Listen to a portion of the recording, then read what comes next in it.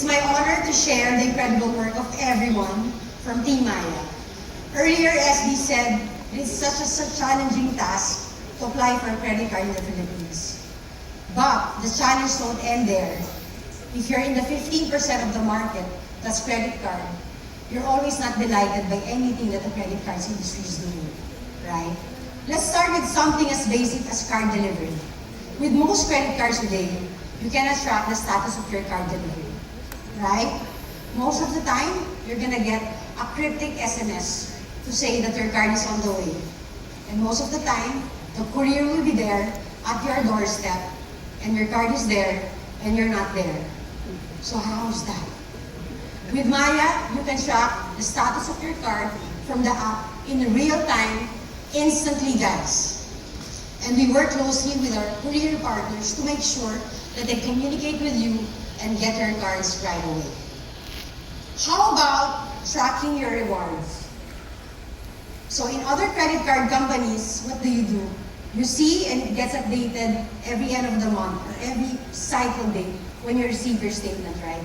It's on the second page, last box of the row, where you see a summary, right? Well, in Maya app or in Maya, you're gonna see that instantly in our app, real time. In fact, for every transaction, you even see the Maya miles that you earn for those legitimate transactions that you can earn Maya miles. How about redeeming rewards? With other credit cards, you have to download a PDF, scroll on the website, sometimes send an SMS mentioning the rewards item code. Terrible, right? I mean, what a painful journey. I mean, when we talk to our customers, when we ask them what's the rewards redemption experience that they've had, they said they cannot even recall the time that they redeemed their rewards points because they actually don't know how to redeem. So, but with Maya Black, you'll be able to redeem all your perks and rewards from the app because that's how it should be when you take the credit cards into the digital age. But we're really not here just to solve or fix problems. We're here to elevate the credit card experience because this is the experience generation. The large majority of our Maya customers are in their 20s and 30s like me, and we know them pretty well. Travel is the #1 personal goal created by Maya users, followed by concerts, right? So now you get it. They travel almost 30% more than the previous generations. They've spent 66% more than 2024. And they are driving the growth for international travel by 27%. And half of them said they're willing to spend more than 50% of their budget on vacation. The Maya office is a young crowd, average of 30 years old in the office, same as me. So when I talk to them, they always make a countdown of their next travel experience, of their next great adventure. So it turns out, rewards currency is equal to the ultimate travel experience. And we love that. So we're gonna call that Maya Miles. These Maya Miles are not just valuable, but they're really versatile. First, how do you use them? You can pay with your miles for your shopping and dining experiences. All you have to do is tap a Maya card terminal and tell the staff you're paying with Maya Miles. Next, you can actually convert your Maya Miles into a Buhay Miles and make a seamless travel rewards redemption. Boy, we're gonna make it seamless. You're not gonna go to Bank and say you're gonna redeem your rewards, and then after 2 days, 3 days, you're gonna go to Pano website to check your Maya Miles. It's gonna be all in the Maya Miles app. That's how seamless it's gonna be. Third, you can also convert your Maya Miles to other rewards within our app catalog. There's gonna be lots of rewards items. Rewards coupon, hotel, airlines, name it. One currency, 3 seamless ways to spend them. That's Maya Miles. Now, security is important more than ever. And Maya Miles so far is our most secure credit cards.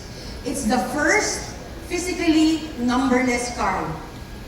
No card number, no CVV, no expiry date in the card.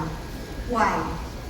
Because there's no reason why another person, while you're paying, should see card details in your card. Why?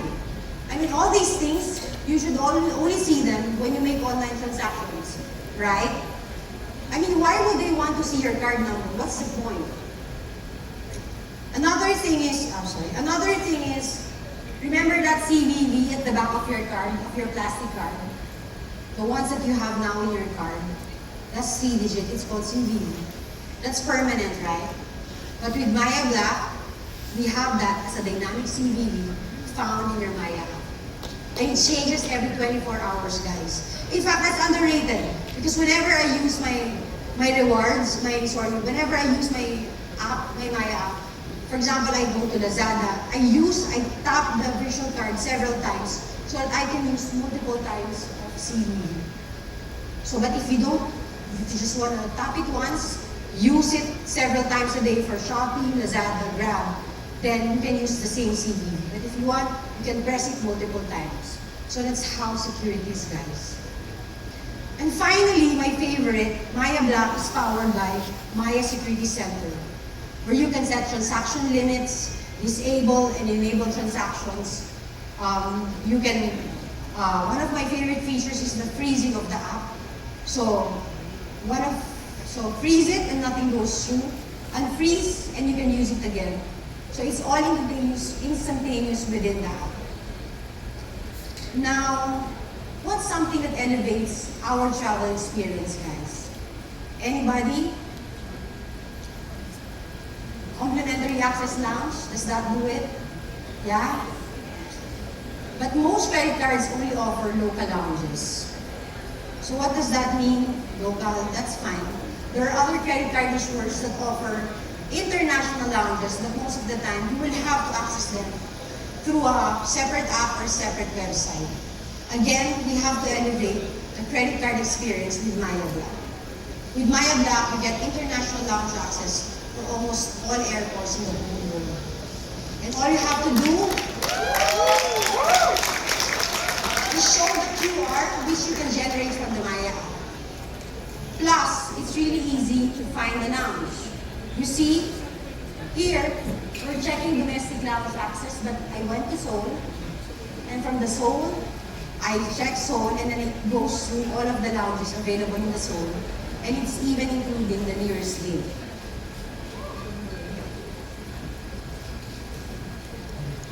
So next, everyone's invited to this elevated credit card experience.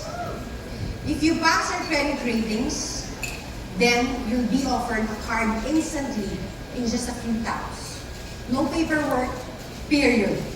But what if you have zero credit history? Or what if you're starting to rebuild your financial standing? Then, we're delighted to offer Maya Black Express. With Maya Black Express, you get instant access to all of Maya Black's perks and benefits, even if you're starting from scratch. All you have to do is provide an express deposit, of which a portion of which will serve as your credit limit. We'll keep your deposit safe. We'll give you 3.5% interest, which is higher than most other savings or banks will give you.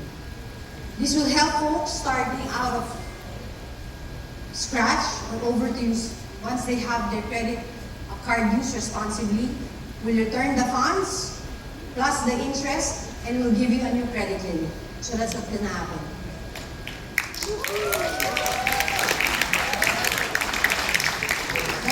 Always popular question when it comes to credit card. Is there annual fee, Mags? No annual fees ever. Because we don't want you to call us and ask you to be waived. We don't want you to call us and threaten us that we will cancel your card. No annual fees. Just use your card and there's no fee. At least once a month. Okay? So don't call. There's no annual fee. So, Maya is relatively new to the credit cards game.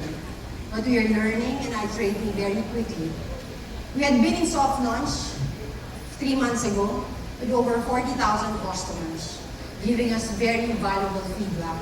The response is overwhelmingly positive, but still we have room to grow. So we'd like to thank the Kaskasan Buddies, are you here? and digital backstage for being such great partners in creating our elevated credit card experience. And I'm proud to share that as of today, we have implemented a lot of fixes and enhancements. Thanks for the top post in the community, we're able to generate all of those feedback. Before I go, I want you to leave with just a number, 40%. 40% is that's how many people are getting a credit card for the very first time, thanks to Maya Black. That's 40%. And we can create for this community to go from 40,000 to 400,000 to 4 million, so more Filipinos can enjoy the truly elevated credit card experience. But to tell you more about how we're going to market this, how we're going to onboard more partners to this rocket ship, I need to call Pepe Torres, our new Chief Marketing Officer.